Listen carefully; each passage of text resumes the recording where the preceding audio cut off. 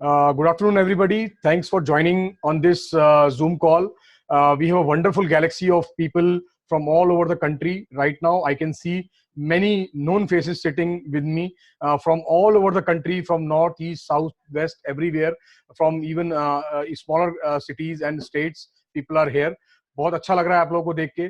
और जैसे कि आप लोगों को मालूम है कि जो कोरोना लॉकडाउन के बाद जो एक इफेक्ट आया है, सबसे ज्यादा जो नुकसान हुआ है वो मेरे ख्याल से फूड इंडस्ट्री का हुआ है, क्योंकि हमारे सारे प्रोडक्ट्स, हमारे सारे रॉ मटेरियल्स, हमारे सारे जो भी तैयारियां हमने आने वाले हफ्तों की या महीनों की थी, जो हम करके रखते हैं, खासतौर से हमारी आइसक्रीम इंडस्ट्री का बहुत ऐसा माल था जो जनवरी और दिसंबर में वो लोग ने फरवरी और मार्च को टारगेट करके बनाया था, वो सारा खराब हो गया। डेयरी प्रोडक्ट्स काफी खराब हो गए और बहुत से चैलेंजेस को हम लोगों ने फेस किया। और सबसे अच्छी बात यह है कि फूड इंडस्ट्री ही सबसे पहली इंडस्ट्री थी जो बाहर निकल के सड़कों पे लोगों की सेवा करने के लिए बाहर आई, खाना बांटा, हर तरह की सेवा देश की करने के लिए आज भी कर रहे हैं और आगे भी हमारी तरफ से कमिटमेंट है कि हम करते रहेंगे। सरकार हमारे पर भरोसा करे और हमें सपोर्ट करे, इस चीज के लिए हम सरकार के साथ हैं। तो अभी हमारे साथ आज के हमारे जो दो स्पीकर्स हैं, mister Ananddev Mishra, he is the founder and managing partner of AM legals. This is one of the very most leading law firm in the country. इनका प्रेजेंस पूरे भारत में है और ये एक जाना माना फेस है इंडस्ट्री के अंदर। ये लोग एक्सपर्ट व्यूज देते हैं आपको, लॉ फर्म जैसे काम करती है उसी तरह से ये एक्सपर्ट व्यूज देते हैं अपने। And we also have mister Rohit Lalwani with us. Rohit is a good friend and he is the associate principal associate of the company. अभी मेरे साथ मिस्टर मिश्रा बहुत जल्दी ज्वाइन करने वाले हैं और रोहित हमारे साथ ज्वाइन कर चुके हैं। तो मैं रोहित को अनम्यूट कर रहा हूँ और आगे जो भी हम क्वेश्चंस इसमें रेज करेंगे मीटिंग में, तो प्लीज अपना हाथ रेज कर दीजिएगा या तो मुझे टेक्स्ट मैसेज भेज दीजिए अगर कोई ऐसा क्वेश्चन होगा जो मैं मिस कर जाऊंगा, क्योंकि मुझे रोहित को भी देखना है और जो लोग ऐड हो रहे हैं जल्दी जल्दी उनको भी मुझे इसमें ऐड करते रहना है, बिकॉज थोड़ी सी मेरे लिए भी ये सब चीजें नई है, तो हम लोग सब कुछ सीख ही रहे हैं करने के लिए। तो आई होप के I will be able to justify this 1 hour, और अब तो खैर 50 मिनट्स ही रह गए। तो मैं रोहित को बोलूंगा कि रोहित एक छोटा सा ब्रीफ फिरोज भाई, यस, फिर मैं क्वेश्चंस स्टार्ट करूंगा। good evening everyone. Mr. Mishra is also there now, so you can unmute him as well. Good evening everyone. So basically Firoz भाई और मेरा इंट्रोडक्शन भी एक दूसरे के साथ इसी तरह हुआ कि हमारे काफी वाइट पेपर्स हमने रिलीज किए हैं on impact of Covid on different sectors, और उनमें से एक सेक्टर था फूड इंडस्ट्री। ना फूड इंडस्ट्री को हम सालों से काफी जाइंट्स को हम अपने हिसाब से एडवाइस करते आ रहे हैं on legal issues, and this being an unprecedented time, हमारे लिए ये भी इम्पोर्टेंट था कि हम हर उस कंपनी को जो हमारे से टच में है, जो क्लाइंट टच में है, हम उसको एटलीस्ट एडवाइस कर पाए कि इन टाइम्स में नोटिफिकेशंस का क्या इफेक्ट रहेगा, आपके एम्प्लॉइज के साथ आपका क्या रिलेशनशिप बना रहेगा, किस तरह से आपको कंप्लायंस करना है गाइडलाइन से, और आपको कहाँ पे दिक्कत आने वाली है और उनका सोल्यूशंस क्या है। सो उसी डिस्कशन के दौरान फिरोज भाई ने वेबिनार सजेस्ट किया, एंड आई थिंक आप अपने क्वेश्चंस, अपने इश्यूज एक बार हमसे डिस्कस कर सकते हैं। Will be here to guide you through that. या मिस्टर मिश्रा, आपको मैं नहीं देख पा रहा हूँ, can you raise your hand somewhere? Yeah, Anand Mishra, right. Welcome mister Mishra. आप भी अपने आप को एक 15 सेकंड में अगर चाहें तो इंट्रोड्यूस कर दीजिए please. Just working in a hand-to-hand manner with the industry and trying to help. Okay, thank you so much.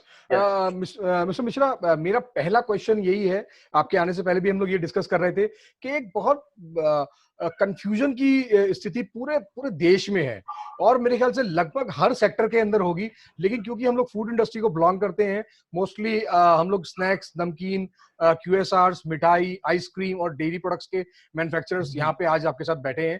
तो ज्यादातर जो हमें दिक्कत ये आ रही है कि फैक्ट्री को परमिशन की एक तो प्रॉब्लम बहुत ज्यादा आ रही है कि कहीं वो रूल मान्य है, कहीं वो मान्य नहीं है, कहीं रेड जोन में भी पब्लिक परमिशन मिल गई है फैक्ट्री को स्टार्ट करने की, और कहीं ग्रीन जोन में भी लोग कंफ्यूज हैं कि उनको लोकल एडमिनिस्ट्रेशन परमिशन नहीं दे रहा है। ये मेरा एक क्वेश्चन है, शायद ये इतना ऐप्ट नहीं होगा, लेकिन जो ये सबसे ज्यादा इंपॉर्टेंट बात ये है कि एक कंफ्यूजन की स्थिति ये है कि हमारे यहाँ ये कहा जा रहा है कि अगर कोई भी ऐसा एम्प्लॉय या कोई भी आपका वर्कफोर्स का बंदा इन्फेक्टेड पाया गया और जांच में वो इन्फेक्टेड पाया गया, तो ऐसे कई मीडिया ने कवर किया है, ऐसे कई कटिंग्स आई हैं कि उसका जो इम्प्लीकेशन वो कंपनी के ऊपर होगा और वो एफआईआर तक की नौबत आ जाएगी। जबकि आज ही हमने बॉम्बे में देखा कि 2 से 3 टास्क फोर्स जो इसकी बनाई गई है, 3 लोग उसके इन्फेक्टेड पाए गए हैं। टास्क फोर्स डायरेक्ट कांटेक्ट में नहीं आती, जैसे कि म्यूनिसिपल एम्प्लॉइज आते हैं या डॉक्टर्स आते हैं या पुलिस आती है। टास्क फोर्स तो एक जगह बैठ के काम कर रही है, वो लोग इन्फेक्टेड पाए गए और टास्क फोर्स का जो ऑफिस है वो सील कर दिया गया है कुछ टाइम के लिए, ताकि उसको सैनिटाइज कर सके। तो क्या अब म्युनिसिपल कमिश्नर या उस टास्क फोर्स का जो मुखिया है उसके ऊपर एफआईआर करेगी सरकार? तो ऐसी कंडीशन बन गई है। तो आपका क्या मानना है, ये कहां तक सच है कि हमारे व्यापारियों के ऊपर एफआईआर होगी और लोग जो है जो जो बड़े उत्साहित थे कि हमारा ये लॉकडाउन खुल जाएगा, वो उत्साहित ना हो कि वो एक तरीके से डिप्रेशन में चले गए कि अगर हमारे यहाँ कुछ एक्टिविटी या हमारे यहाँ कुछ गड़बड़ हो गई तो क्या होगा? देखिए, पहली बात क्या है कि India is going through a pandemic cycle, और जो आज के दिन जो बिजनेस है ऑलमोस्ट इट इज स्टॉल्ड, सब रुका हुआ है। और आज के बिजनेस को इसलिए हम बोलते हैं पेंडेमिक बिजनेस साइकिल, ये नॉर्मल बिजनेस साइकिल नहीं है। दूसरी चीज, ये फर्स्ट टाइम हुआ है, मैं आपके क्वेश्चन पे आ रहा हूँ, फर्स्ट टाइम ऐसा हुआ है कि कोई ऐसी पेंडेमिक हुई है जो कि न कि केवल ह्यूमन बीइंग को अफेक्ट किया है बल्कि पूरे इकोनॉमिक को अफेक्ट किया है। This is the first time in only 1 century. Last हमको मालूम है दैट वाज इन फ्लू, उसके बाद ये फर्स्ट टाइम ऐसा हुआ है। Now the other thing what we are heading is, main हमारा जो थ्रस्ट है कि किसको कुछ भी करके इसको रोकना है, कोरोना को रोकना है। इसलिए उन्होंने, और जिस तरह से कई बार प्रधानमंत्री जी को भी आके बोलना पड़ा है कि आप लोग प्लीज फॉलो करें, घर में रहें, इसके कारण, और कई बार लोग नहीं माने हैं, इसके जितने भी स्ट्रिक्ट कदम उठाए जा सकते थे उन्होंने अल्टीमेटली पूरे इंडिया में जहां भी जितने रिव्यू हुए उसके अनुसार ये प्रपोज किया गया। जहां तक सवाल है किसी पे एफआईआर करना, मैं आपके कैटेगरिकल क्वेश्चन के आने के पहले मैं एक एग्जांपल आपको दूंगा। एक नोन है जो he is CEO of very prominent country of India, उनकी बेटी 21 मार्च को फॉरेन से आई इंडिया में।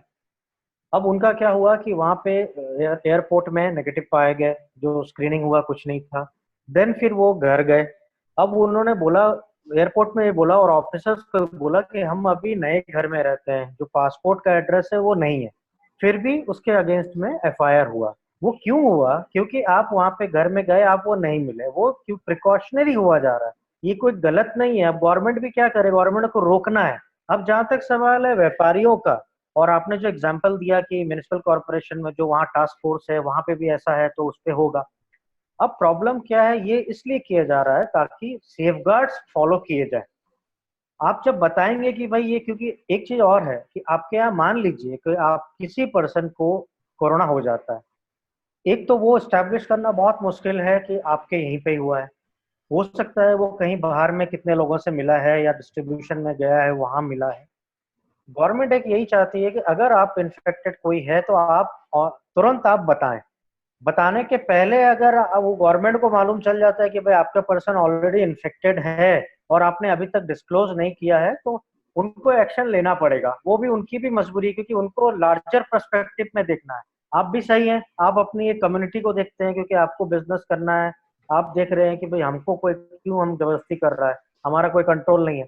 तो गवर्नमेंट को एक पूरे लार्जर पर्सपेक्टिव में देखना है पूरे इंडिया में कि भाई सबको प्रॉब्लम ना हो। ये रीजन है। पर आप जब बताएंगे कि साहब ये हमारे यहाँ पे हमने पूरी सेफगार्ड ली है, हमने सैनिटाइजेशन किया है, हमारे पूरे पूरे इंस्ट्रक्शंस लगे हुए हैं, राइट फ्रॉम एंट्री से लेके हर स्पेस में आप देख सकते हैं।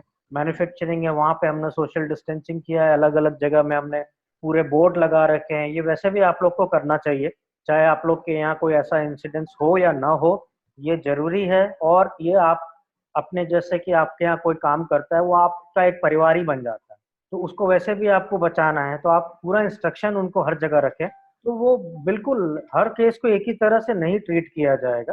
टाइम बिंग हो सकता है एहतियातन उनको जो प्रोसीजर दिए गया है they will follow, but when you are able to establish कि नहीं ऐसा नहीं है, हमारे यहाँ पूरी चीजें प्रिकॉशन ली गई है, मास्क सबने पहना है, सोशल डिस्टेंसिंग रखा हुआ है, तो वो उसको कार्रवाई उस तरह से लॉ के अनुसार बिल्कुल उसको हैंडल किया जाएगा। इसमें आपको पैनिक के आने की जरूरत नहीं है, बट बिल्कुल सही है आपकी बात कि टास्क फोर्स में हो जाता है तो वहाँ कुछ नहीं होता है, पर हमारे पे क्यों? तो ये रीजन है। गवर्नमेंट एक बहुत लिबरल और बहुत लीनियंट वे में, पर उनको लार्जर पर्सपेक्टिव में देखना है, इसलिए वो ऐसा है। हमको सहयोग करना है। To add to what he is saying, आप अगर गाइडलाइंस पढ़ें जो 15 अप्रैल को निकाली गई हैं, उनमें कहीं पे भी आपके ऊपर मैंडेटरी कुछ एक्शन नहीं लिखा गया है, पीनल एक्शन, अनलेस आपने कुछ रॉन्गफुली एक्ट किया है। तो बेसिकली आप जो गाइडलाइंस है उनको स्ट्रिक्ट इन टोटो फॉलो करें, और उसके बाद अगर कुछ खुदा न खास्ता खराब होता है तो उसके ऊपर government case to case basis पे डिसाइड करेगी। आप उसको किसी भी स्ट्रेट जैकेट फॉर्मूला में मत अप्लाई करें, उससे सिर्फ पैनिक क्रिएट होगा आप में भी और आपके एम्प्लॉयज में भी। तो गाइडलाइंस में उन्होंने सैनिटाइजेशन, हेल्थ, सोशल डिस्टेंसिंग, सब चीजों पे स्पेसिफिक पॉइंट्स दे रखे हैं। आप सिर्फ उनको पढ़ें और अप्लाई करें, उसके बाद आपको कोई दिक्कत नहीं आएगी।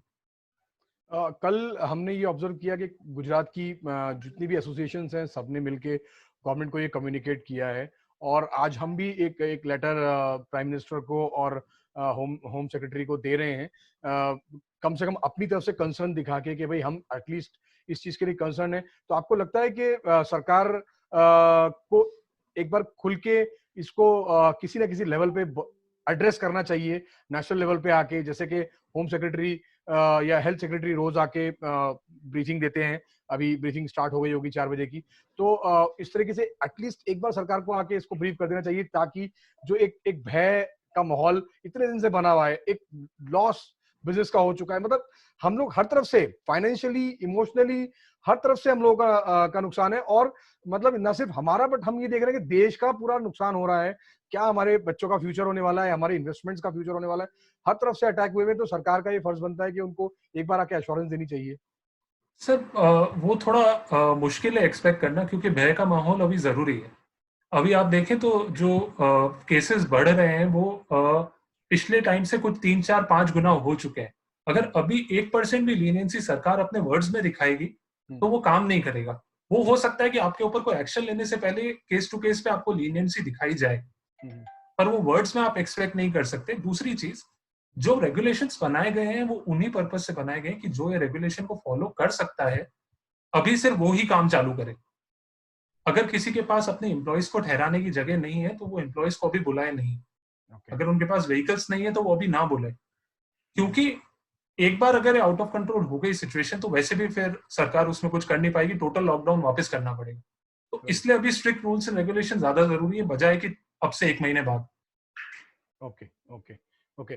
एक सेकंड जो मेजर इशू इस टाइम हमारे सामने आ रहा है, परसों हमारी जनरल बॉडी मीटिंग भी थी एक यहाँ पे ही इसी प्लेटफॉर्म पे, तो काफी लोगों का एक ये मानना है कि हमें ये समझ में नहीं आ रहा कि हम अपनी लेबर का जो हमारा है या हमारी वर्कफोर्स है, क्योंकि इसके अंदर फूड इंडस्ट्री के अंदर it is highly labour oriented and you have a variety of labour. ऐसा नहीं है कि अलग अलग लेवल्स के अलग अलग तरह के लोग होते हैं जो आपको रॉ मटेरियल प्रोक्योरमेंट से लेके और डिलीवरी तक की अलग अलग तरह की क्लासेस होते हैं जहाँ पे हमें उनके साथ डील करना पड़ता है।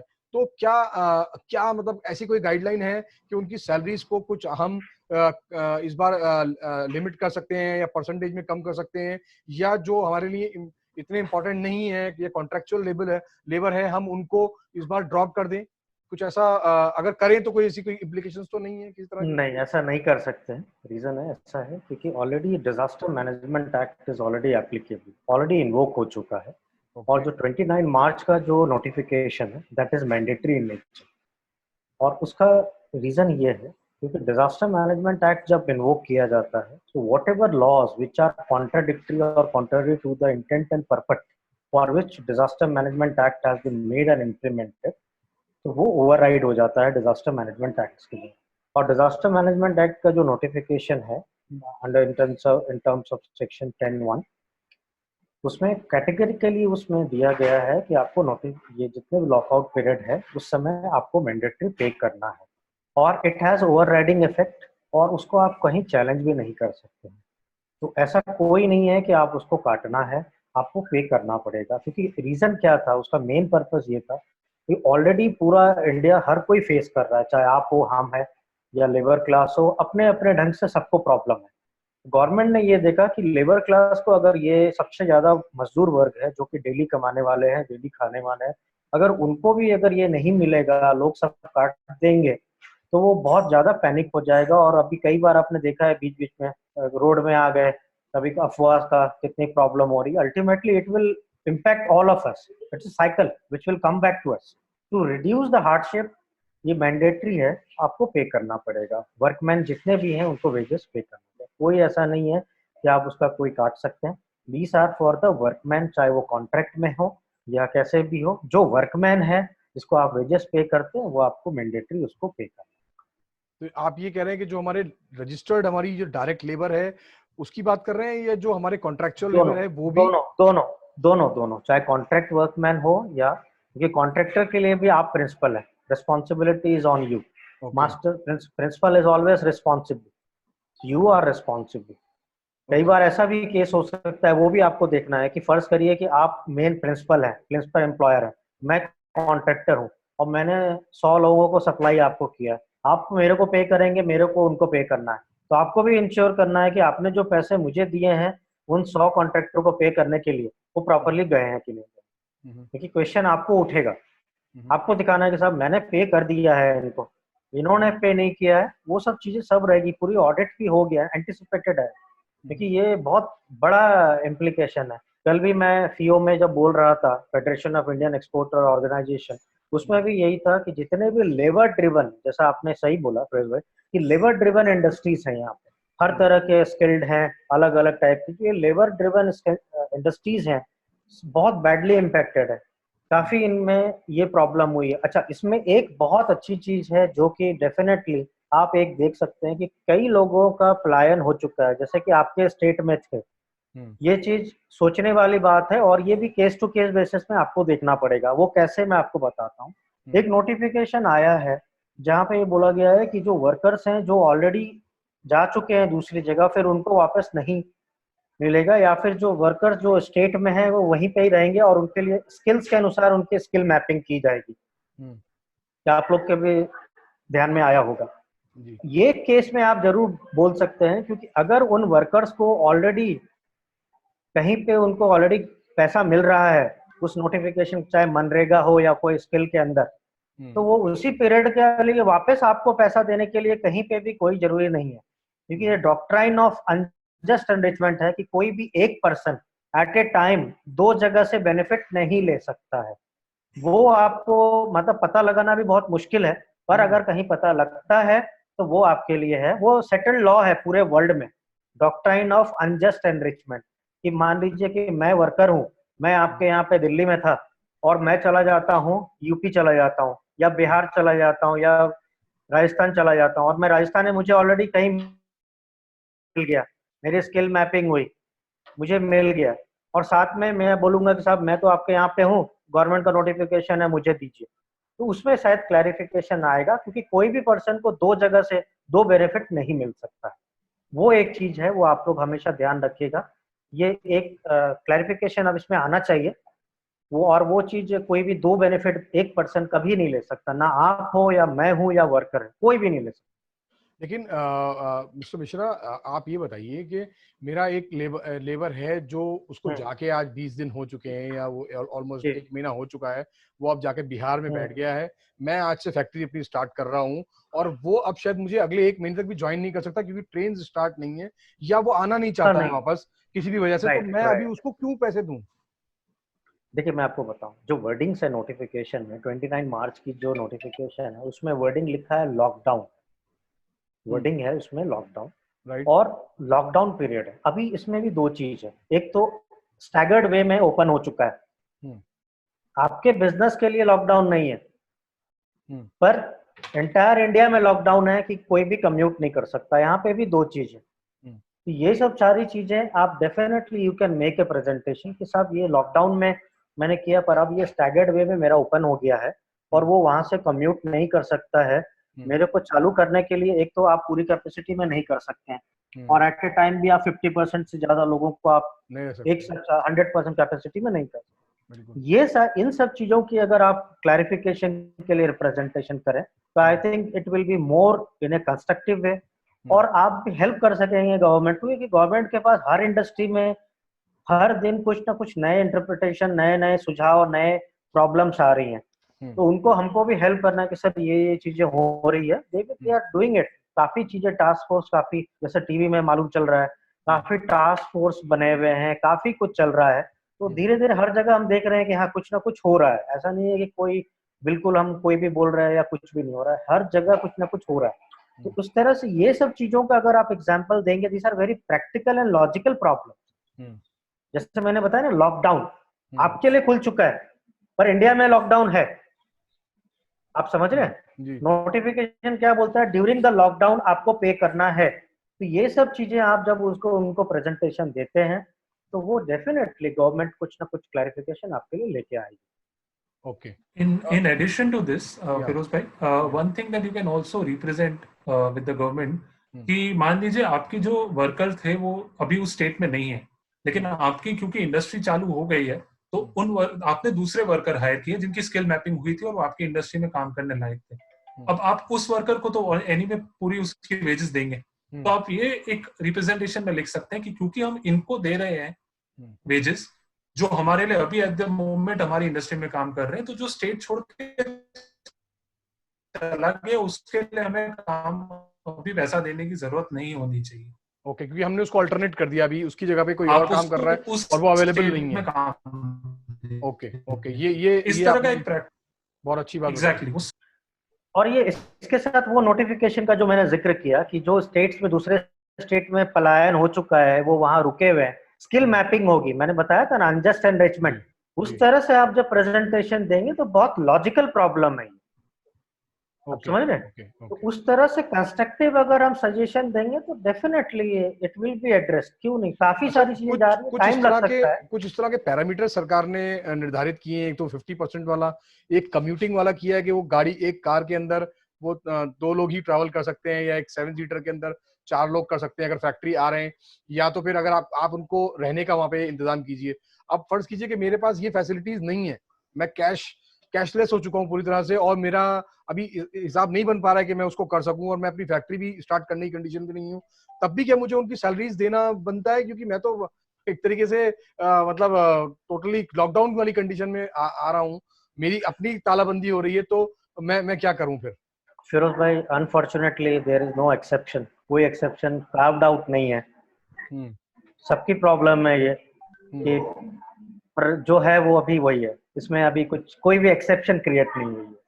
और मैंने आपका वो लेटर देखा जो आपने मुझे सेंड किया था एज अ ड्राफ्ट, और एक मैं सजेशन उसमें आपको दे दूं। जो गाइडलाइंस है वो कहती है कि अगर आपका कोई भी एम्प्लॉय 2 व्हीलर पे आ रहा है तो, या कहीं पे भी कोई भी इंसान 2 व्हीलर पे ट्रैवल कर रहा है तो एक जने से ज्यादा नहीं बैठना चाहिए। तो जो आपका क्वेश्चन था कि भाई 4 व्हीलर के अलावा हम उनको अलाउ कर सकते हैं कि नहीं कर सकते कम्यूटेशन के लिए, वो आप कर सकते हैं 2 व्हीलर पे, बट वो एक ही जना आना चाहिए। और अगर आपके पास 4 व्हीलर की सुविधा नहीं है, उनको लाने ले जाने की, उनको रहाने की नहीं है, तो उसका कोई एक्सेप्शन कहीं कार्व्ड आउट नहीं है, फिर आपको इंडस्ट्री जब तक बंद ही रखनी पड़ेगी। ओके, क्योंकि अल्टीमेटली सोशल डिस्टेंसिंग को अचीव करना है एनी हाउ। ओके, हमारे पर्पस वो है। इम्पोर्टेंट मेंबर हैं हमारे फेडरेशन के, मिस्टर अनुराग बोथरा। उनका एक क्वेश्चन है। अनुराग जी, आप अपना क्वेश्चन पूछ सकते हैं। जी, मैं 2 चीजें पूछना चाहता था। एक मैं पूछना चाहता था कि हमारी इंडस्ट्री अगर परमिशन है और वी आर रनिंग और इंडस्ट्री, हमने सारे स्टाफ को पासेस इशू कर दिए परमिशन की कॉपी के साथ, उसके बावजूद अगर कुछ लोग ज्वाइन नहीं करते हैं तो in that case also we are bound to pay them. देखिए, उसमें यही है कि जैसे लॉकडाउन में मैंने आपको वही बताया, मैं 2 चीज बता रहा हूँ। आपके कई हद तक you have a logical problem कि गवर्नमेंट की जो नोटिफिकेशन है 29 मार्च, उसमें ये बोलते हैं लॉकडाउन के समय आपको पे करना है, बट आपका लॉकडाउन अभी आपके लिए लॉकडाउन अब नहीं है, क्योंकि आपके लिए ओपन हो चुका है जो भी परमिशन मिला है। आप इस बात को समझिए। अब कोई पर्सन अगर वो नहीं आ पा रहा है, क्योंकि अगर वो दूसरे स्टेट में जा चुका है, वो वैसे भी नहीं आ पाएगा, उस केस में definitely you should take it with your जो कंसर्न अथॉरिटी है, जो कि आपको वेजेस और उसके लिए जो कंसर्न है, वहां पे आप प्रेजेंटेशन दें और क्लैरिफिकेशन मांगे, क्योंकि हमको तो ऑनर करना है notification. It has overriding effect. They may come out with that, otherwise as of now if anybody will say कि नहीं आपको नहीं देना होगा, इट विल बी रॉन्ग, क्योंकि वो ओवरराइडिंग इफेक्ट नोटिफिकेशन का, और उसमें कोई एक्सेप्शन क्रिएट नहीं की गई है। लॉ क्या बोलता है, इफ एनी कोई भी नोटिफिकेशन को पढ़ना और समझने के लिए दो चीज होती है, उसमें क्या वर्डिंग लिखा है, जिसका एक कोई जैसे कि काउ इज वाइट, अगर हम बोलते हैं गाय सफेद है तो गाय सफेद ही मतलब उसका निकलेगा, उसका ये मतलब नहीं निकलेगा कि आप बोलेंगे कि गाय छोटी हाइट की है और सफेद है। दूसरी चीज, जो चीज उसमें लिखी हुई नहीं है हम आर्टिफिशियली कभी भी नहीं समझ सकते कि नहीं वो भी चीज इसमें मानी जाएगी। देयर इज नो प्रिजम्पशन और assumption for interpreting A notification. तो इसीलिए दो चीज पर एक चीज आपकी इसमें अच्छी है कि लॉकडाउन वर्ड उसमें यूज है। अब आपकी इंडस्ट्री लॉकडाउन में नहीं है क्योंकि आपको परमिशन मिल चुका है, जैसा आप बोल रहे हैं आपको परमिशन मिल गया है ऑपरेट करने के लिए। आप प्रेजेंटेशन करें कि साहब लॉकडाउन नहीं है तो मेरे को अभी भी पेमेंट करने की जरूरत है, क्योंकि एक्सेप्शन नहीं क्रिएट किया गया है, पर बाकी पूरा ऑल ओवर इंडिया में अभी भी लॉकडाउन है। Okay. ये प्रैक्टिकल डिफिकल्टी है। एक और चीज जो इसमें हो सकती है वो प्रैक्टिकली जो मैंने भी आसपास ऑब्जर्व किया है कि अगर आपकी इंडस्ट्री को अलाउ किया भी गया है, फॉर एग्जांपल अभी गवर्नमेंट ऑफिसेस काफी सारे खुल गए, रजिस्ट्री खुल चुकी है और काफी और ऑफिसेस खुल चुके हैं, लेकिन जो एम्प्लॉयज वहां पे काम करते हैं अगर उनका रेजिडेंस किसी कर्फ्यू वाले एरिया में है तो उनको वहां से भी निकलने में दिक्कत होती है, वहां ऑफिस पहुंचने में दिक्कत हो रही है। तो इन केसेस में आपका रिप्रेजेंटेशन ही आपको क्लैरिटी दे सकता है। यू कैन नॉट अज्यूम कि वो जहां रह रहा है वहां कर्फ्यू है कि नहीं है, वो आ सकता है कि नहीं आ सकता है। आप प्रैक्टिकल डिफिकल्टी अपने डिपार्टमेंट ऑथोरिटी को बताइए और उनको बोल दीजिए कि ये मेरी प्रॉब्लम है, ये मुझे सोल्यूशन बताइए तो मैं आगे एक्ट करूं।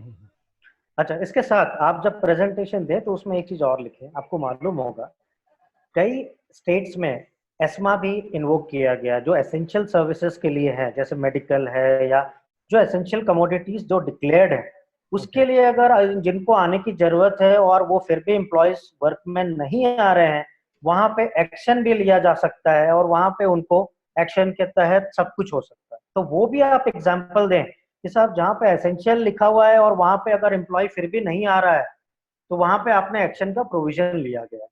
तो हमारे लिए भी कुछ करें कि जब ओपन आपने परमिशन दिया है तो भी अगर लोग नहीं आ रहे हैं तो डबल हार्डशिप ना हो कि एक तो मैं वैसे ही परेशान हूँ अब जाके इतने दिन के बाद खोल रहा हूँ और उसके बाद वर्कर वैसे अवेलेबल नहीं है, कई तो जा चुके हैं, जितने सीमित हैं वो भी अगर नहीं आएंगे और दूसरी तरफ मुझे पे भी करना पड़ेगा, तो इसका कोई एक रास्ता आप मुझे सुझाव करें तो डेफिनेटली कुछ क्लैरिफिकेशन आ सकता है एज ए इंडस्ट्री लेवल पे, एसोसिएशन लेवल पे आप। क्योंकि देखिए इसमें ऐसा है, ये फर्स्ट टाइम है सबकी लाइफ में, ये फर्स्ट टाइम इस तरह का सिचुएशन आया है। जैसे एक जोक आया था, आप लोगों ने सबने पढ़ा होगा, ये ऐसा जनरेशन है जिसने नोटबंदी देखी, नेट बंदी देखी और घर बंदी भी देखी।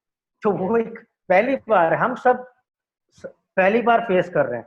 तो गवर्नमेंट भी, लोग इंसान ही बैठे हैं वहां पे, तो वो भी, उनको भी हमको हेल्प करना पड़ेगा। साहब ये प्रॉब्लम है और ये सजेशन हमारे अनुसार है, तो वो भी चाहते हैं कि सबका भला हो, सब आगे बढ़े, कैसे भी खुले चालू हो, इंडिया रिवाइव करे। तो इस तरह से सजेस्ट करें, डेफिनेटली कुछ होगा। ओके, मुझे उम्मीद है कि लेबर से रिलेटेड अभी कोई और क्वेश्चन नहीं बचा होगा।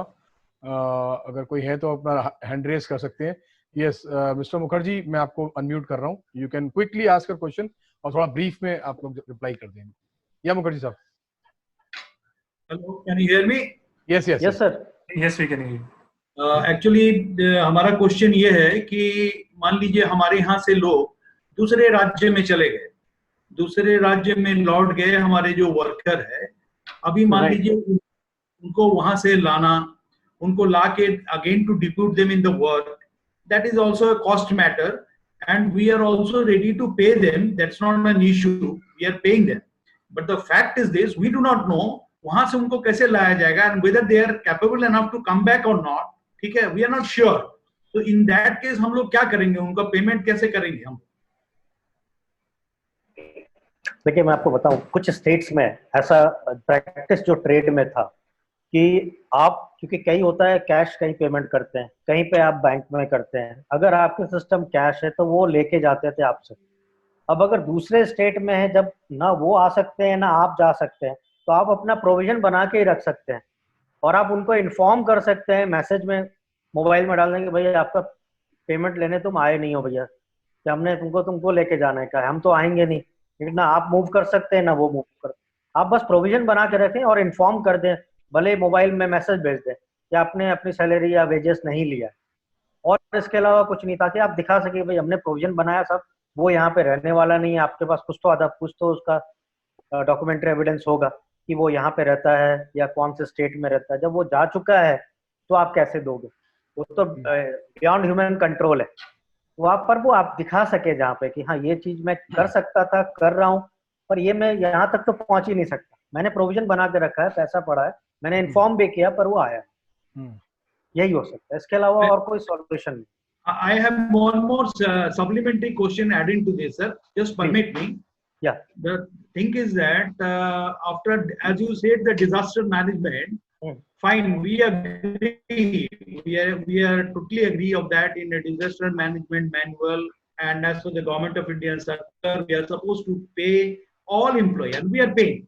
Now the question is this: as a principal, as a manufacturer, what return? We are not getting any return out of it, no? And you know very well that being a businessman, we have our money rolling to the business. We don't keep a huge money for our CSR activities, and this was not known to us. So, do government of India has got any provision to think as a principle that okay, this principle should have been given, they should have fed something? See, this is my question. Please try to appreciate. Though there is nothing as of date, but it is coming in the media regularly. There will be certain things which are in the pipeline that will be rolled out. Now, given the fact, you try to understand, since each and every person on this world, I won't say that in this world, everybody is suffering. In any capacity. आप एक अगर आप मान के चलें, आपके घर में जो मेड काम करते हैं, वो भी बेचारे, उनको भी घर का पैसा नहीं मिल रहा है, वो तो बेचारे घर में बैठे, वो आपके यहाँ के घर में आके काम भी नहीं कर पा रहे हैं। Right. अब वो समझिए, एवरीबडी इज सफरिंग।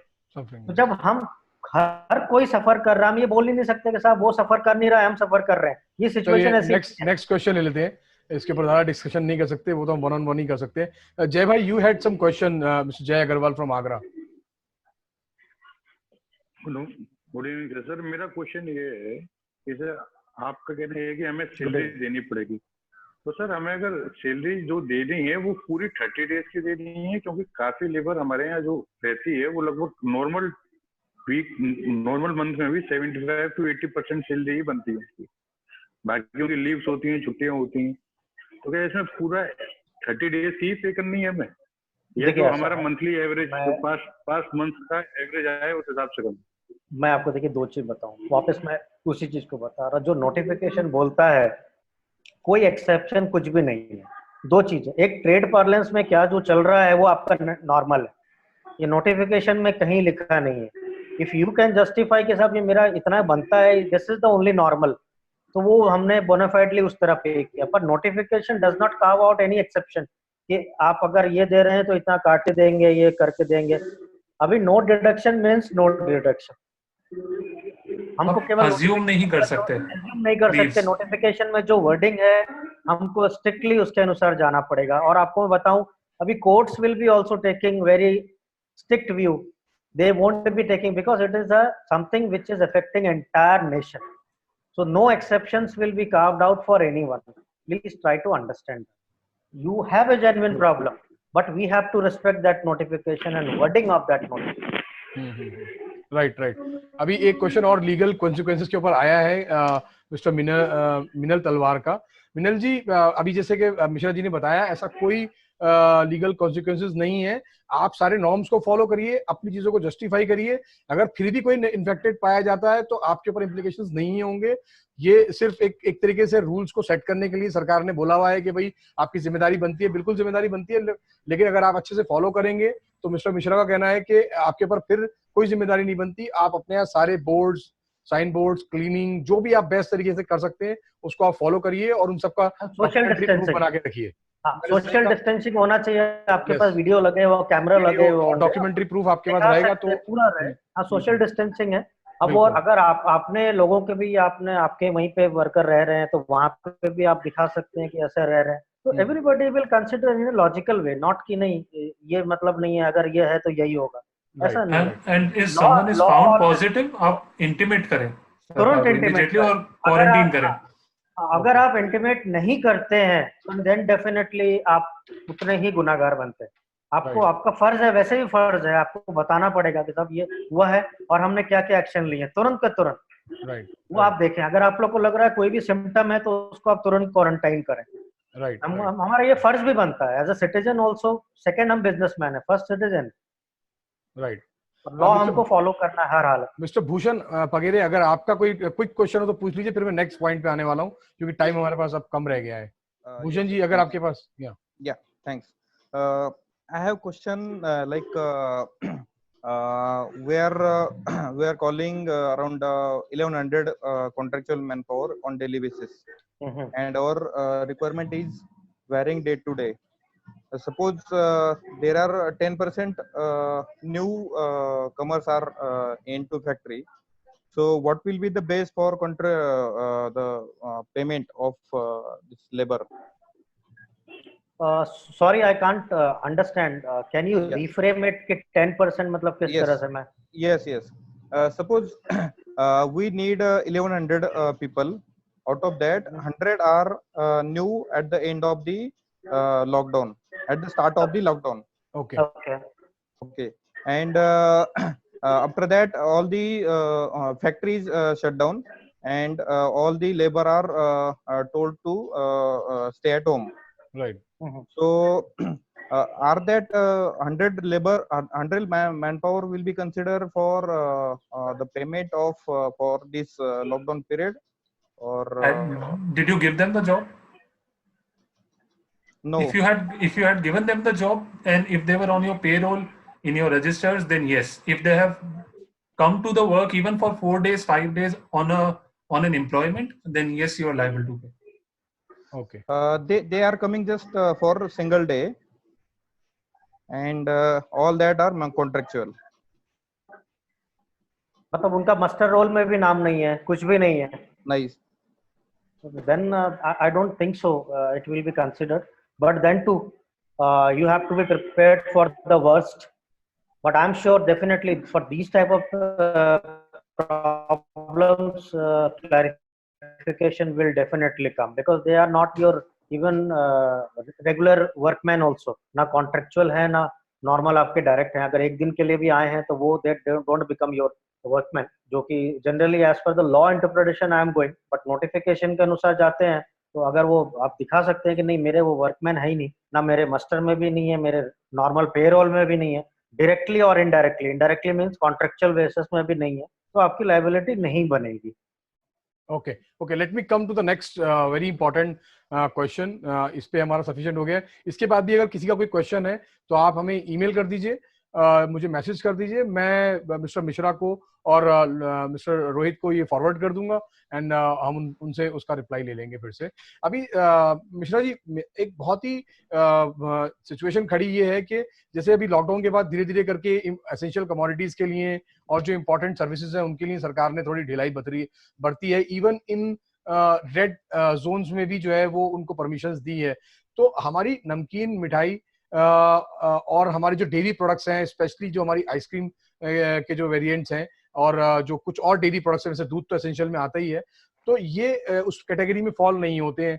तो हमारे मेंबर्स का ये कई बार ऐसा सजेशन मुझे आ रहा है पिछले 2-3 दिन से कि हमें अप्लाई करना चाहिए सरकार के अंदर. और क्योंकि नमकीन खास तौर से एक कई स्टेट्स में स्टेपल फूड की तरह यूज होता है.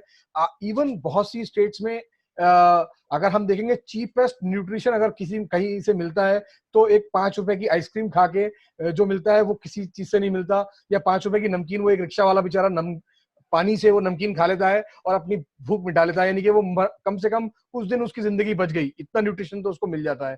तो इस तरह की कमोडिटीज हमारी हैं, तो हमें क्या करना चाहिए कि हम एसेंशियल कमोडिटीज में अप्लाई कर सकें और उसमें हम आ सकें? कुछ अगर उस पर आप लाइट डाल सकें. See, I don't think so that it will be ever be taken in the Essential Commodities Act. It is my thought, but definitely you can put it that is for some period of time. It may be relaxed, because giving this citing this normal example, और ये बिल्कुल सही example है. ये चीज मेरा भी observation है, मैंने भी देखा हुआ है कि वर्कमैन, वर्कर क्लास भी बेचारे वो लेते हैं पान की छोटे से दुकान में भी खरीदे, वहाँ फाड़े खा के वो चले जाते हैं. तो एटलीस्ट उनको कुछ फूड मिल रहा है. उस तरह से आप लिखें कि रिलैक्सेशन के लिए रादर, न कि एसेंशियल कमोडिटीज एक्ट में, क्योंकि essential commodities act itself has been made for a different purpose. ठीक है, आप बोल रहे हैं कुछ जगह स्टेपल फूड की तरह, तो टाइम बिंग आप सजेस्ट कर सकते हैं कि साहब ये चीज अलाउ कर दिया जाए, ताकि क्योंकि ऑलरेडी ओपन किया गया है, फैक्ट्री हमारी बना रही है, तो वो एक हो सके। क्योंकि वैसे भी जो शॉप्स हैं, एक चीज जो आप लोग सबने देखा होगा, जो किराने की शॉप भी है, अब उनके पास भी कोई चीज पड़ी है तो वो तो बिक रही है, राइट। वहां पे भले वो एसेंशियल है, पर वहां पे स्टॉक है, अगर कोई मांग रहा है तो वो बेचेंगे, जबकि उनको परमिशन मिली है नहीं मिली है वो एक अलग चीज हो जाती है। तो आप बिल्कुल एक सुझाव दे सकते हैं, इट मे और may not be considered giving this practical problems, it's all about consideration on the problems. तो देखिए, आइसक्रीम को हमेशा से एक लग्जरी गुड्स की तरह ट्रीट किया गया है, right. It is not something that people would replace food with. So मुश्किल है वो सक्सेस मिलना, बट एक फॉर अ टाइम बिंग अगर रिलैक्सेशन मिल भी जाए तो बेहतरीन होगा। ओके ओके, एक बड़ा एक इंटरेस्टिंग सा क्वेश्चन लेबर से रिलेटेड फिर आया, तो मुझे लेने पे मजबूर हो रहा हूँ मैं। मिस्टर विकास बजानिया ने दिया है कि कई बार हमारे यहाँ क्या होता है कि जो हमारा लेबर होता है ना, बड़ा मनमौजी होता है, या तो वो साल भर घर नहीं जाएगा, और अगर वो जाएगा तो दिवाली पे जाएगा, तो वो मालूम पड़ा कि वो नए साल पे ही वापस आया। तो कई बार ऐसा, अभी जैसे रिसेंटली होली गई है, बहुत से लेबर होली पे छुट्टी लेके चले गए और वो वापस आए ही नहीं अभी तक, जब तक के लॉकडाउन हुआ था काम पे। तो ऐसे लेबर को हम कैसे ट्रीट करेंगे? मतलब उनको पेरोल पे माना जाएगा, क्योंकि उनकी ऑलरेडी होली के बाद से उनकी सैलरी वैसे भी कटी रही थी एक तरीके से, तो क्या उनको हम इस तरीके से इसमें कंसीडर कर सकते हैं? दो चीज इसमें बहुत अच्छा क्वेश्चन है ये, अनुराग जी ने पूछा है ना? नहीं, ये विकास बजानिया जी ने पूछा है, बहुत इंटरेस्टिंग। सॉरी, अनुराग जी भी इसी तरह के क्वेश्चन पूछते हैं, मुझे मालूम है। लेकिन इस बार विकास जी ने पूछा। विकास जी ने बहुत अच्छा क्वेश्चन पूछा है, मैं आपको बता, दो चीज है। एक तो कोई चीज जो पहले लॉकडाउन के पीरियड के पहले कोई चीज से चल रही थी, उसको एक अलग ढंग से ही ट्रीट किया जाएगा। आप समझ रहे हैं? जैसे कि कोई वर्कर था जो 2 दिन आता है 4 दिन नहीं आता है, 2 दिन आता है 4 दिन नहीं आता, उसकी आप प्रॉब्लम पहले से ही चल रही है, वो चीज एक इस लॉकआउट पीरियड में डेफिनेटली वो आप कंटेस्ट कर सकते हैं। कभी आपका कोई आता भी है इंस्पेक्टर, तो आप बोल सकते हैं कि साहब ये कॉज ऑफ एक्शन ये पहले से चला आ रहा है मेरा, और ये जो चीजें हैं लॉकडाउन के पीरियड के दौरान, अब कोई पर्सन आ ही नहीं रहा है, ऑलरेडी गायब है पहले से ही, मान लो 1 महीना पहले से आ ही नहीं रहा है, और हमेशा ये ट्रेड में होता ही है, क्योंकि ट्रेड पार्लेंस एक थ्योरी भी एक थ्योरी है। ट्रेड में अगर वो बंदा आ ही नहीं रहा है, और वर्कमैन कैसे बिहेव करते हैं कोई इंडस्ट्री में, तो सब लेबर ड्रिवन इंडस्ट्री है, कोई चला गया उसकी जगह फिर दूसरा एक झुंड आता है, वो काम करता है, फिर वो राउंड, मतलब इनका शिफ्टिंग लिटरली अंडरस्टैंडिंग हो जाती है इनमें, चाहे वो सिक्योरिटी हो या ये सब हो। तो वो उसमें आप डेफिनेटली एक प्ली ले सकते हैं कि लॉकडाउन पीरियड के अंदर ये थे नहीं और पहले से ही एक गायब है, ये बहुत पहले से, मतलब होली जब हुई है, होली तो बहुत पहले से बात है, लॉकडाउन तो हुआ है आपका 22 से, राइट, उसके पहले से ही वो बाहर हैं और जा चुके हैं, और वो 2-2, 3-3 महीना तक वैसे ही नहीं आते। तो वो एक आप प्ली ले सकते हैं, तो वो एक डिबेटेबल इश्यू हो सकता है। ओके ओके ओके, अच्छा, एक थोड़ा सा हटके मैं एक नया टॉपिक छेड़ूंगा जहाँ पे आपकी एक्सपर्टीज रही है, जो हमारे फूड सेफ्टी के कंप्लायंसेस हैं, थोड़ा सा उस पर ब्रीफ कर दीजिए, क्योंकि कई चीजें कई बार ऐसा होता है कि हम जब पढ़ते हैं तो कुछ और मतलब होता है, और यहाँ पे जब आप उसको एक्सप्लेन कर रहे हैं तो वो थोड़ा डिफरेंट ही मतलब निकल रहा है उसका, and you guys are experts, तो हम आप पे ज्यादा भरोसा करेंगे। तो फूड सेफ्टी के कंप्लायंसेस पे थोड़ा सा अगर आप लोग लाइट डाल दें तो it will be very helpful for us, कि हमें कौन सी चीजों पे हमें रेड अलर्ट आ चुका है और कौन सी चीजों पे हम थोड़ा सा इजी जा सकते हैं। देखिए, रेड अलर्ट का मैं आपको ये करूंगा, क्योंकि टाइम भी कम है, उसमें काफी टाइम लगेगा, तो मैं जो FSSAI का हमने फूड इंडस्ट्री की जो हमने व्हाइट पेपर रिलीज की हुई है, वो एक सर्कुलेट कर दें, और उसमें जो FSSAI की जो गाइडलाइंस भी आई हुई है वो भी उसके अंदर इनकॉर्पोरेटेड है। वो उसमें देंगे, उनको सारे क्वेश्चन मिल जाएंगे, और कोई पर्टिकुलर क्वेश्चन है तो उसमें हम और इंक्लूड करके फिर रिलीज कर देते हैं, तो वो बेटर रहेगा उनके लिए। ठीक है, आपका Q&A हम लोग शेयर कर देंगे, नो डाउट। अगर किसी को कोई स्पेशल कोई क्वेश्चन अगर पूछना हो तो प्लीज, कोई क्वेश्चन है तो आप वो और भी ले लेंगे, उसमें फूड सेफ्टी से रिलेटेड कोई क्वेश्चन है तो आप सजेस्ट कर देंगे। अच्छा, कई बार इनकॉर्पोरेट करके हम कर देंगे। या कई बार मिश्रा जी, मुझे बहुत से कॉल्स आते रहते हैं हमारे मेंबर्स के from different backgrounds of the food industry. उनको जैसे मान लीजिए कोई किसी का डेयरी का कोई प्रोजेक्ट है, डेयरी के मिल्क प्रोडक्ट्स का है, या कोई हमारा स्वीट्स मैन्युफैक्चरर है, या हमारा कोई आइसक्रीम मैन्युफैक्चरर है, तो वो लोग जब परमिशन लेने के लिए जाते हैं तो जो भी अभी तक जो परमिशन आई है वो एक ब्रॉड कैटेगरी में फूड एंड बेवरेज करके आई है, एक लिस्ट जैसे आई। तो अब ऐसा तो नहीं है कि स्टील का अगर कोई या कोई टेक्सटाइल की लिस्ट आई है तो उसमें अलग से बटन्स की परमिशन अलग होगी, जिप की परमिशन अलग होगी, और धागे के लिए अलग होगी। उन्होंने अगर टेक्सटाइल के लिए दिया है तो इट इज फॉर ऑल। लेकिन हो ये रहा है कि जब वो परमिशन का लेटर लेके लोकल अथॉरिटी के पास जाते हैं तो वो लोग कहते हैं कि नहीं नहीं, आपके लिए नहीं है ये परमिशन, ये सिर्फ फूड और बेवरेज के लिए है। अब फूड और बेवरेज को फिर क्या माने, क्या हम मतलब ये सबके लिए परमिशन है या नहीं है? नहीं, वो एक्चुअली क्या, फूड एंड बेवरेजेस में काफी चीज आ जाती है। अभी जो मेन फोकस है घूम फिर के जो एसेंशियल प्रोडक्ट है, जो एसेंशियल है एक इंसान को जीवित रहने के लिए, जो मेन एसेंशियल है वही होगा, वो उसके लिए ही परमिशन अभी सीमित है, वो एक अंडरस्टूड चीज है। अब मैं आपको एक दूसरा एग्जांपल दूं, उससे आप समझ सकेंगे। अब ये हो सकता है कि कई प्रोडक्ट, आपको मैं दूसरा एग्जांपल देता हूं तो उससे आप कनोट करके आप बेहतर समझ पाएंगे।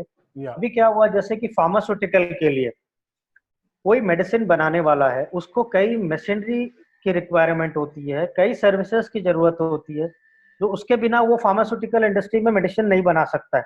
राइट। अगर उसके पास है कि हाँ साहब, मेरे को एसेंशियल कमोडिटी फार्मास्यूटिकल के लिए मेरे पास ये ऑर्डर है, मेरे को ये सप्लाई करना है, तो वो केस टू केस बेसिस में डेफिनेटली बता सकता है, डायरेक्टली और इनडायरेक्टली रिलेटेड टू दैट, वरना इसके बिना वो बना ही नहीं सकेगा। फार्मास्यूटिकल वाला भी, अगर कोई जैसे कंप्रेसर है या कुछ भी कोई भी चीज है, उसी तरह से अगर आपको लग रहा है यहाँ एसेंशियल कमोडिटीज का ही ये पार्ट है जो ओवरऑल ट्रीट किया जाए तो ये नहीं है, पर ये है और इसको मेरे को देना पड़ता है, ये मैं बनाता हूँ, तो उसमें आप उनको बताएं तो definitely case to case basis में, but not on a broader way, it will never be consider. क्योंकि अभी मेन फोकस है जो बहुत ही ज्यादा जरूरी चीजें हैं वो। ओके ओके, क्योंकि टाइम बहुत कम है, मैं आपसे रिक्वेस्ट करूंगा कोई और ऐसी चीज जो आपको लग रहा हो कि बहुत इंपॉर्टेंट है और हमने अभी तक रेज नहीं करी है, अगर आप उसमें कुछ लाइट डाल सकते हैं तो, जो अगर कुछ छूट गया हो। एक चीज मैं भी हाईलाइट, दो तीन चीज है प्लीज सर। हाँ रोहित आप कंप्लीट करो क्या आप। एक चीज जो मैं भी आपको हाईलाइट करना चाहूंगा इसमें, आप अपने जो कॉन्ट्रैक्ट्स आपने अभी ऑलरेडी कर लिए हैं एंटर, आपके डिस्ट्रीब्यूशन चैनल में जो कॉन्ट्रैक्ट्स हैं, जो आपके सुपरमार्केट्स के साथ कॉन्ट्रैक्ट हैं, जहां जहां आपके गुड्स सप्लाई हो रहे हैं, जहां से गुड्स आ रहे हैं, रॉ मटेरियल आ रहा है, इन सब कॉन्ट्रैक्ट्स में आप बारीकी से ध्यान दीजिएगा। आप इन चीजों पे जरूर ध्यान दीजिएगा कि आपका जो सप्लायर है या जो आपका रेसिपिएंट है वो कहीं फोर्स मेजोर क्लॉज नहीं इन्वोक कर रहा है, वो डिस्प्यूट नहीं इन्वोक कर रहा है, वो कहीं आपको टर्मिनेशन नोटिस तो नहीं भेजने वाला है। बिकॉज अगर आपका काम रुका है तो आपकी चेन में पूरा सबका ही काम रुका है, and you might be able to survive this 2 month period, they might not be able to. तो उनके दिमाग में क्या चल रहा है, इसलिए रेगुलरली कम्युनिकेट करते रहिए अपने कॉन्ट्रैक्ट्स को लेकर भी। आप उनसे रेगुलरली इस बारे में बात करते रहें कि उनको कहाँ दिक्कत आ रही है और क्या उन्होंने कहीं कोई रिप्रेजेंटेशन किया है कि नहीं किया है। आपके कॉन्ट्रैक्ट्स अभी सबसे ज्यादा इंपॉर्टेंट रहेंगे, क्योंकि आपके लेबर भले अनऑर्गेनाइज में हो, लेकिन आपके सारे contracts can get you into litigation any time in the near future. Okay okay okay, एक क्वेश्चन डागा साहब से ले लेता हूं मैं। डागा साहब हमारे बहुत ही गणमान्य मेंबर हैं हमारे। डागा साहब, आपका सवाल अगर है तो आप पूछ सकते हैं। बोलिए डागा साहब। नहीं, अभी तो नहीं। अच्छा, okay, thank you so much. अच्छा, एक क्वेश्चन मैं और पूछूंगा। जैसे कि हमारे जब ये लॉकडाउन हुआ, शुरू में मैंने ब्रीफ किया था, बहुत सा ऐसा मटेरियल्स थे, बहुत से ऐसे प्रोडक्ट्स थे जो हमारे बन गए थे, ठीक है, और उनकी शेल्फ लाइफ मान लीजिए 3 महीने की है। स्पेशली हमारी आइसक्रीम इंडस्ट्री के लिए उन्होंने आइसक्रीम का स्टॉक बना के रख दिया है जनवरी में, which will be used in March, या वो अप्रैल तक में भी एप्लीकेबल है बेचने के लिए, और उसकी एक शेल्फ लाइफ रहती है 3-4 महीने की। और अभी तक उस फैक्ट्री को परमिशन नहीं मिली है वहां खोलने की, या वो रेड जोन में है। तो ऐसे लोगों के लिए कुछ वे आउट है कि वो अपने प्रोडक्ट को कहीं शिफ्ट कर सकें, या वो उनको स्पेशल परमिशन मिल जाए ताकि वो जो उनका करोड़ों रुपए का माल अंदर पड़ा है उसको वो उससे वो निजात पाले और किसी तरीके से वो बच जाए। देखिए, उसमें ये कर सकते हैं कि आप definitely you can make a presentation, क्योंकि these are perishable goods, they have a shelf life, तो किसी का भी नुकसान नहीं होता है, नहीं होना चाहिए। तो आप प्रेजेंटेशन कर सकते हैं कि भाई ये किसी को डिस्ट्रीब्यूशन नहीं होगा, रेस्ट्रिक्टेड है अभी, ना कंजम्पशन के लिए होगा, it is only for storage for maintaining their shelf life, ताकि मेरा नुकसान ना हो। आप उसका प्रेजेंटेशन है, it's only up to the permission what you can do. Rohit, आप कुछ बोल रहे थे? इसमें आप ये बात का ध्यान रखिएगा कि वो किस एक्सटेंट पे कितना क्वांटिटी का माल है, क्योंकि उसमें जब आप रिप्रेजेंटेशन करने जाएंगे तो ये बात जरूर बताएगा कि आपने क्या क्या प्रिकॉशन ले लिए हैं उसको एक जगह से दूसरी जगह ट्रांसफर करने में। एनीवे आप इंटरस्टेट तो कर नहीं पाएंगे, करना आपको इंट्रास्टेट ही पड़ेगा, प्रॉब्ली डिस्ट्रिक्ट के बाहर भी वो लोग अलाउ नहीं करेंगे। No, personally I have seen distributorship and retailership getting a huge bump, because retailers और डिस्ट्रीब्यूटर्स के पास जो माल पड़ा है वो आपको वापस नहीं भेजेंगे, ना भेज पाएंगे, तो उनको तो नुकसान होना पक्का ही है। अगर 3 महीने की शेल्फ लाइफ है तो आप जो बड़ा स्टॉक है अपना आपकी फैक्ट्रीज में, उनके लिए अगर कुछ स्टेप ले सकते हैं तो उसका जरूर रिप्रेजेंटेशन कर सकते हैं। ओके, आशीष गुप्ता जी, अगर आपका कोई सवाल हो, आपने हाथ उठाया है तो मैं आपके लिए अनम्यूट कर रहा हूँ। आशीष गुप्ता जी। सर, मेरा क्वेश्चन ये है, क्या कहते हैं कि हमारा जो इलेक्ट्रिसिटी बिल है, जो प्लांट है हमारा, उसके अंदर स्टॉक रखा हुआ है, कोल्ड स्टोरेज है, तो सर वो हम लोगों को पेबल देना रहेगा क्या? हाँ, ये भी एक काफी डिफिकल्टी आई है, क्योंकि इनका जैसे गुजरात गवर्नमेंट ने या पंजाब ने जो फिक्स इलेक्ट्रिसिटी चार्जेस थे उनको तो वेव ऑफ कर दिया, लेकिन यहाँ तो फिक्स्ड एक्चुअली जब कोल्ड स्टोरेज ऑन है तो वो तो बिजली तो आ ही रही है। इवन हमारी मिठाई में भी बहुत से मावा, बहुत से ऐसे प्रोडक्ट्स हैं जो जिस दिन बंद हुई फैक्ट्री उसी दिन हमने उनको कोल्ड स्टोरेज में रख दिया कि भाई हमारे बर्बाद ना हो जाए, हो सकता है 15 दिन बाद काम आ जाए, हो सकता है 1 महीने बाद। तो ऐसे इलेक्ट्रिसिटी बिल्स का क्या होगा, मतलब कुछ हमें सरकार से इसके ऊपर रिलैक्सेशन मांगना चाहिए कि नहीं? नहीं, आप लोग बिल्कुल मांग सकते हैं। They may consider, because it is a discretionary presentation. जब दे रहे हैं तो आप बिल्कुल मांग सकते हैं कि साहब ये प्रॉब्लम है। बाकी कई स्टेट्स में एड्रेस किया गया है जी, तो पंजाब में बिल्कुल वेव ऑफ कर दिया है। मुझे कल ही एक मेंबर ने बताया कि पंजाब में उन्होंने पूरे 1 महीने के बिल को माफ कर दिया है। तो ये हुआ। Sandeep, you had some question, quickly if you can ask. नमस्कार सभी। जो प्रश्न मैं अभी आप लोगों से पूछना चाह रहा हूँ या जो हमारे दिमाग में आया है वो थोड़ा सा लीक से हटके है, लेकिन फिर भी मेरी आवाज आ रही है आप लोग? बिल्कुल बिल्कुल, जी जी बोलिए। अभी हम लोग जो प्रिकॉशनरी मेजर्स ले रहे हैं, थर्मल स्क्रीनिंग कर रहे हैं, सिम्टम्स जो कोविड के हैं, अपने यहाँ जो वर्कर्स एंटर हो रहे हैं फैक्ट्री में, सारी चीजों को कंसिडरेशन में ले रहे हैं। अच्छा, अभी 2 दिन पहले आईसीएमआर ने ये बोला कि 80% कोविड-19 पेशेंट एसिम्प्टोमेटिक हैं, जिनमें कोई लक्षण नहीं है। तो जब हमारे यहाँ वर्क हो रहा है, कोई वर्कर आइडेंटिफाई होता है कि इसको कोविड-19 है, उस केस में तो पूरा जिम्मेदारी ओनर के ऊपर आ जाती है। तो क्या कोई ऐसा रास्ता हम लोग निकाल सकते हैं कि एसिम्प्टोमेटिक में, जिसको हम भी नहीं जानते हैं, कोई भी नहीं जानता है कि वो उसके अंदर सिम्टम्स हैं, उसमें हम लोग अपने आप को बचा सकें?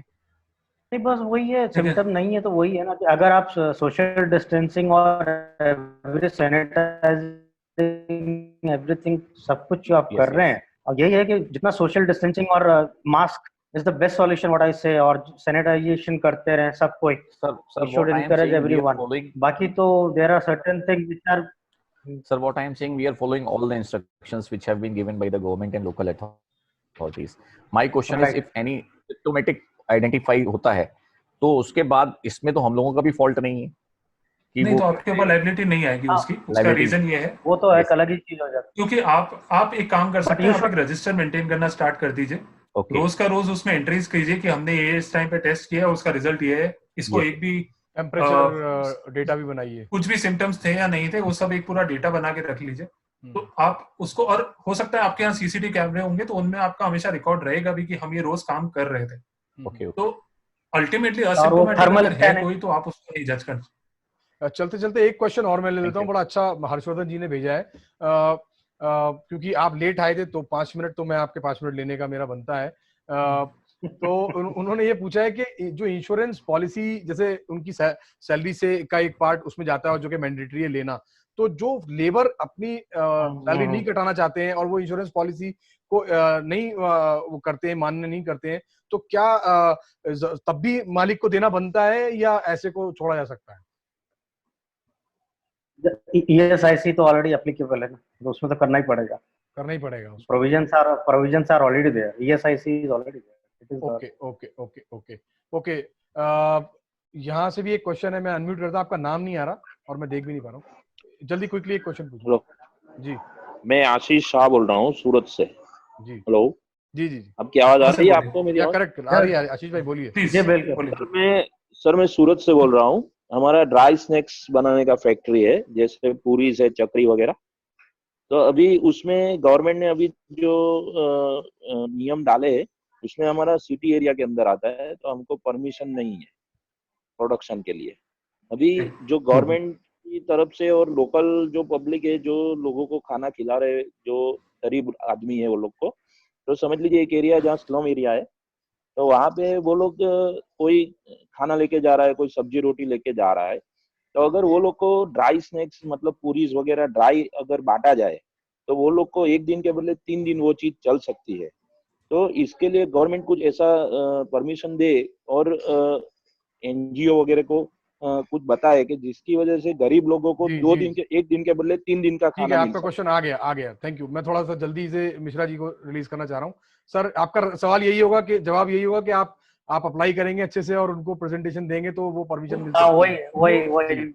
मैं ही ये दे देता हूँ, ठीक है। अच्छा, तो अभी मैं क्योंकि इनको एक दूसरी मीटिंग में जाना है मिस्टर मिश्रा को, तो मैं बहुत बहुत धन्यवाद दूंगा आनंदादय मिश्रा जी को और उनके सबॉर्डिनेट मिस्टर रोहित ललवानी को, उन्होंने अपना अमूल्य टाइम हमें दिया। Thank you so much. आप लोगों को और भी अगर कुछ लीगलिटीज में कभी भी कोई ऐसी सर्विसेज लेनी हो जहाँ पे आपको लगता है कि आपको एक्सपर्ट्स चाहिए, इनके ऑल ओवर इंडिया में ऑफिसेज हैं, आप इनकी सर्विसेज ले सकते हैं। किसी को भी इनका कांटेक्ट चाहिए तो you can come back to me and हम उनको अपने पैनल पे रखेंगे जरूर, और ताकि बार बार मिश्रा जी और ललवानी जी हमारे इस पे आते रहें और जो अपडेट्स हमें देते रहें। इवन कोरोना के बाद भी हमारी दोस्ती बनी रहेगी होपफुली, और हम लोग मिलते रहेंगे। Thank you so much. Thank you all the members from मिठाई, नमकीन एंड आइसक्रीम इंडस्ट्री। आप लोग का बहुत बहुत धन्यवाद कि आप लोग सब आए और इस मंच की शोभा बढ़ाई। हमारा मोस्टली अगर आप देखेंगे तो 100 पे हमारा ये अटेंडेंस रही, 100% जितना हमें अलाउड था करना, तो बहुत अच्छा लगा और काफी लोगों ने इसका फायदा उठाया होगा। Thank you so much. I hope हम लोग कल फिर से एक अच्छा हमारा प्रेजेंटेशन होने वाला है जीएसटी के ऊपर, जिसमें मिस्टर संजय सिंघानिया हल्दीराम के जो जीएसटी के एक्सपर्ट हैं वो हमारे साथ होंगे लगभग 1 घंटे तक। आई थिंक सेम टाइम में मैं आपको डिटेल्स सब शेयर कर दूंगा, लिंक्स वगैरह शेयर कर दूंगा, तो आप लोग आ सकते हैं और अपने जीएसटी से रिलेटेड क्वेश्चंस को पूछ सकते हैं। And we will try to keep more such activities hopefully in future. Thank you so much.